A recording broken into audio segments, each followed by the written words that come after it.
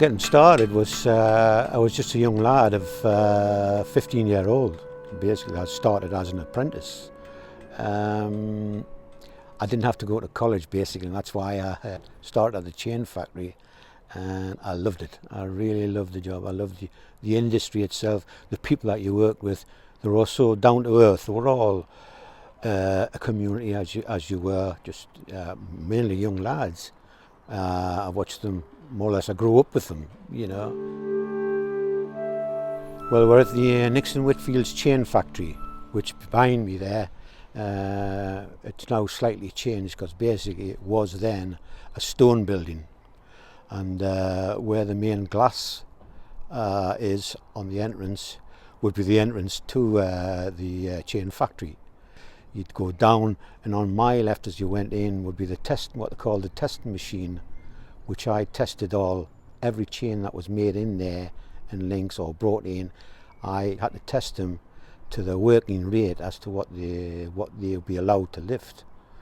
Up on that way would be the factory stretching up to the top, what they call the top shop, where most of the fires were, where most of the lads worked making the chains. There'll be about 1, 2, 3, 4. There must have been about 10 or 12 fires with everybody working. When I first started, it was my job to go and get refreshments to the pubs.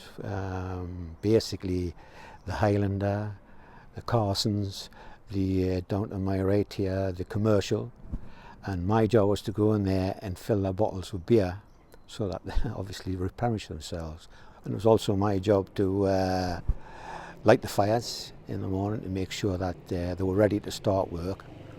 And by that there was a machine, a cutting machine, which cut the iron bars into what different lengths we had for different chains. And that was my job as well.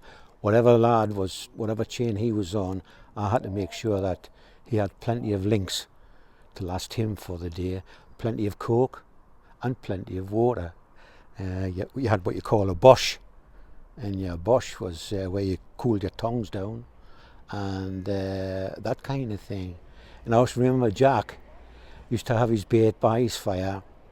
After his bait, take his teeth out and just swill it in the Bosch, and his cup into the Bosch, put it on his stamp, ready for the next day. And that water was typically green and full of the ash from the fire, but Jack never took a thing. He never ate a thing, never lost a day's job.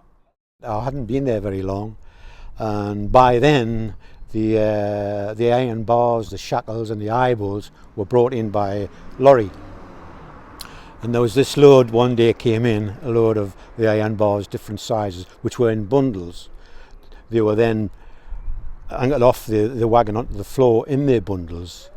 And Jack had turned around and said, well, Brian, if you can shift them, you know, it's quite if you'll be able to go home. So I got stuck in, a young lad, quite healthy and fit.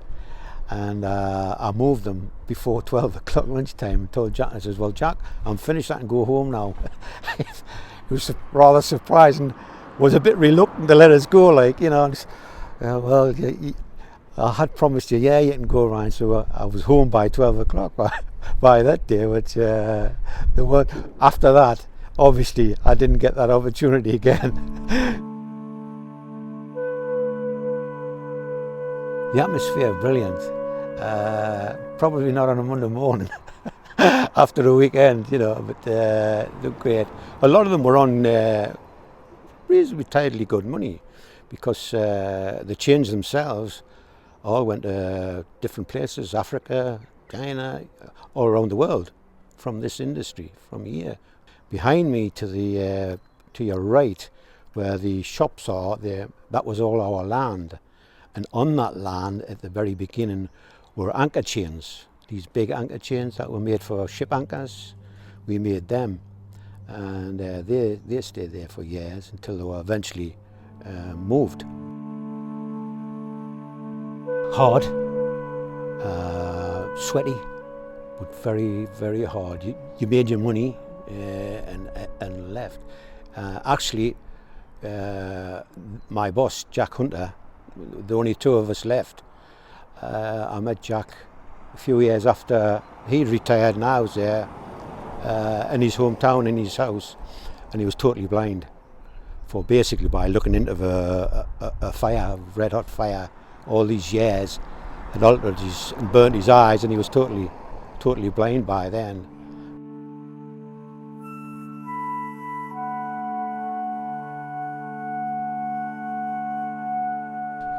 Well, the chain industry was ended in Winlaton basically because of the bank itself, coming up the bank, horses having to pull the heavy carts up the bank, probably 3 horses tethered together and the cart coming behind, and many a time when the front horse would drop down dead basically because of the heavy drag and everything.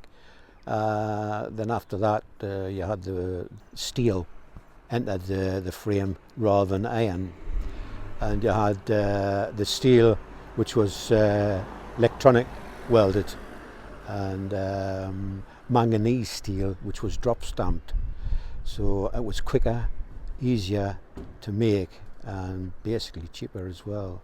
So that also killed the industry.